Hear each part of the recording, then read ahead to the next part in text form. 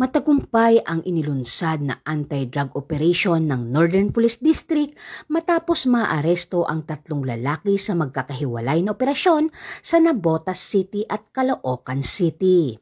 Sa Navotas City, naaresto ang isang 37 anyos na lalaki dahil sa paglabag sa Section 5 at 11, Article 2 ng Republic Act 9165 o Comprehensive Dangerous Drug Act of 2002 at nakuha mula sa kanya ang tinatayang 10.4 gramo ng hinihinalang shabu na nagkakahalaga ng 70,720 pesos.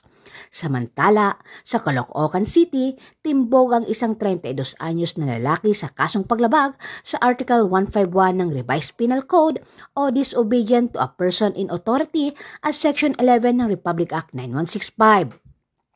Narecover sa kanya ang posesyon ng 4.9 gramo ng hinihinalang shabu na nagkakahalaga ng 33,320 pesos.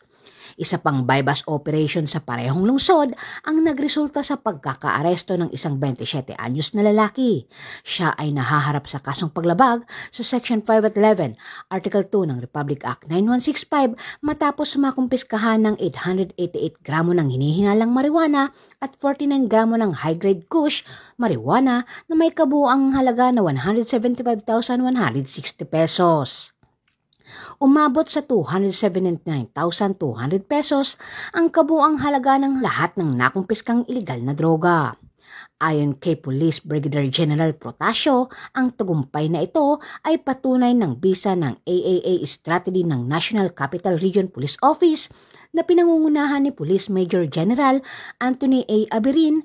Layon ng estratehiyang ito na maging able, active at allied ang kapulisan sa pagpuksa ng kriminalidad, pagpapalakas ng operasyon at pakikipagtulungan sa komunidad upang masiguro ang kaligtasan ng publiko.